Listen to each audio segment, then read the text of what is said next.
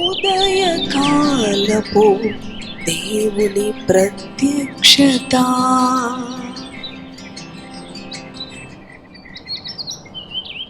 Praise the lord, హల్లెలూయా. ప్రభునందు ప్రియ దేవుని బిడ్డలారా, ప్రభు యొక్క అత్యంత కృపను బట్టి మరి యొక్క ఉదయకాల దేవుని ప్రత్యక్షపు వాక్కులోనికి వచ్చి ఉన్నాం. ఆయన ప్రత్యక్షపు వాక్కు మన జీవితాలకు ఎంతో నెమ్మదిని, శక్తిని, సమాధానమును, సంతోషమును కలుగు చేస్తూ ఉన్నది.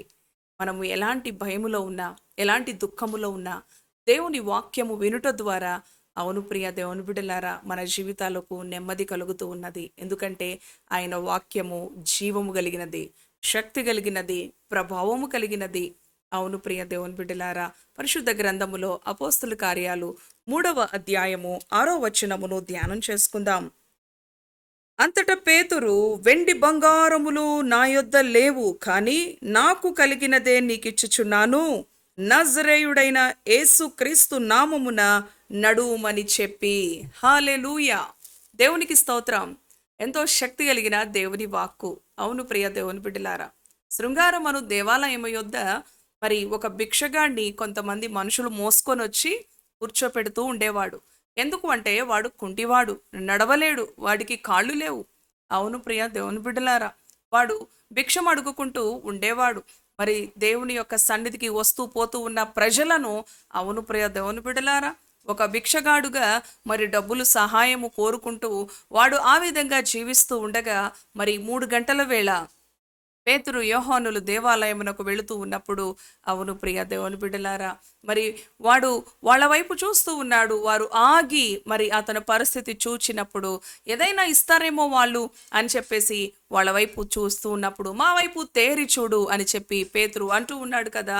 మరి మా యొద్ద వెండి బంగారం లేవు, కానీ నజరేయుడైన యేసు నామములో లేచి నడువుమని వారు చెప్పినప్పుడు, అవును ప్రియ దేవుని బిడ్డలారా, క్రింది వచనములు గనక మనం గమనించినట్లయితే, వారి కుడి చేయి పట్టుకొని లేపినప్పుడు వారి చీల మండలములు, అవును మరి బలము పొందుకొని లేచి నడిచి పరుగెత్తుతూ దేవాలయంలోనికి వెళుతూ దేవుని స్తుతించిన అనుభవాన్ని చూస్తాం.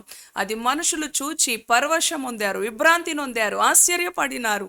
అవును ప్రియ దేవుని బిడ్డలారా, కారణం యేసయ్య నామములో గొప్ప శక్తి ఉన్నది. అవును ప్రియ దేవుని బిడ్డలారా, యేసయ్య వాక్యములో గొప్ప శక్తి ఉన్నది. ఈ ఉదయకాల ప్రత్యక్షపు వాక్కులో గొప్ప శక్తి ఉన్నది. అవును, ప్రతి ఉదయం ఆయన మనతో మాట్లాడుతూ ఉండగా, అవును ప్రియ దేవుని బిడ్డ, మరి పేతురు అంటున్నాడు, వెండి బంగారం మా దగ్గర లేవు, అంతకన్నా గొప్పది మా దగ్గర ఉన్నది. నజరేయుడైన యేసు నామములో లేచినడు. అవును, యేసయ్య నామములో శక్తి ఉన్నది. మరి భక్తుడు అంటూ ఉంటాడు కదా, వెండి బంగారు నాణ్యముల కంటే నీవిచ్చిన ధర్మశాస్త్రము నాకు మేలు, నాకు నెమ్మది, నాకు ఆశీర్వాదం, నాకు విడుదల, నాకు విజయం. అవును ప్రియ దేవుని బిడ్డ, యేసయ్య మాటలో ఎంతో శక్తి ఉన్నది. దేవుని ఆజ్ఞకు మనము లోబడినప్పుడు, దేవుని వాక్యానికి మనము విధేయత చూపినప్పుడు, ఆయన యందు నమ్మిక ఉంచినప్పుడు మనము సమస్తాన్ని పొందుకోగలం. ప్రియ దేవుని బిడ్డలారా, పుట్టి కుంటివాడు, మరి వాడిని కొంతమంది మోసుకొని వచ్చి దేవాలయం దగ్గర కూర్చోపెట్టినప్పుడు వాడు రోజు కూడా భిక్షం అడుగుతూ ఉండేవాడు.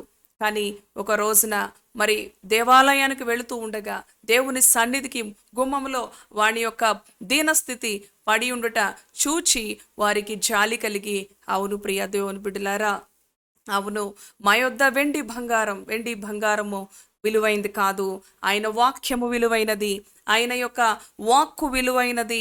అవును ప్రియ దేవుని బిడ్డ, దేవుని యందు విశ్వాసం ఉంచినప్పుడు మరి చూడండి, ఆ ప్రజలందరూ కూడా చూచి విస్మయం పొందారు, మరి దేవుని స్తుతించారు.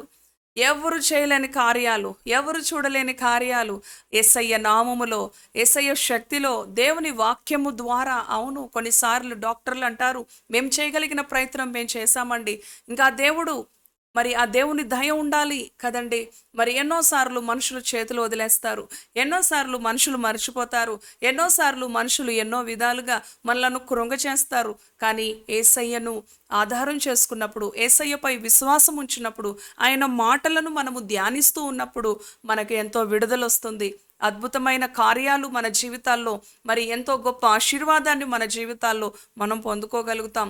మన దుఃఖమును, మన పాపమును, అవును ప్రియ దేవుని బిడ్డలారా, మన రోగమును ఆయన బాగు చేసే దేవుడు, ఆయన తుడిచివేసే దేవుడు, ఆయన అన్నిటినీ నూతనపరిచే దేవుడు, మన జీవితాలను ఆనందమయం చేసే దేవుడు, మన జీవితాలను పరిశుద్ధపరిచే దేవుడు, మనలను స్వస్థపరిచే దేవుడు. యేసయ్య నామములో గొప్ప శక్తి ఉన్నది. యేసయ్య నా జీవితంలోకి రండి, నా హృదయంలోనికి రండి అని మనలను మనము సరి చేసుకున్నప్పుడు, మనలను మనం పరిశుద్ధపరచుకున్నప్పుడు, మనలను మనం తగ్గించుకున్నప్పుడు యేసయ్య మన హృదయంలోనికి, మన జీవితంలోనికి వచ్చుట ద్వారా మనకి స్వస్థత లభిస్తుంది. ఎక్కడ మన జీవితాలు కుంటుపడి ఉన్నప్పటికీ, ఎక్కడ మన జీవితాలు కృంగిపోయి ఉన్నప్పటికీ, ఎక్కడ మన జీవితాలు అపవిత్రతకు లోనే ఉన్నప్పటికీ ఆయన ప్రతి స్థలములో మనలను బాగు చేసి లేవనెత్తే దేవుడు. వాడు లేచి నడుస్తూ గంతులు వేస్తూ దేవుని స్తుతించిన అనుభవం మన జీవితాల్లో కూడా గంతులు వేస్తూ ఆనందిస్తూ దేవుని స్తుతించే అనుభవం ప్రభు మనకి అనుగ్రహించునై ఉన్నాడు. తక్షణమే దేవుని వాక్యానికి విధేయత చూపి ప్రార్థన చేద్దాం. పరిశుద్ధుడా, కృపగలిగిన తండ్రి, నీ పరిశుద్ధ నామానికి వందనాలు.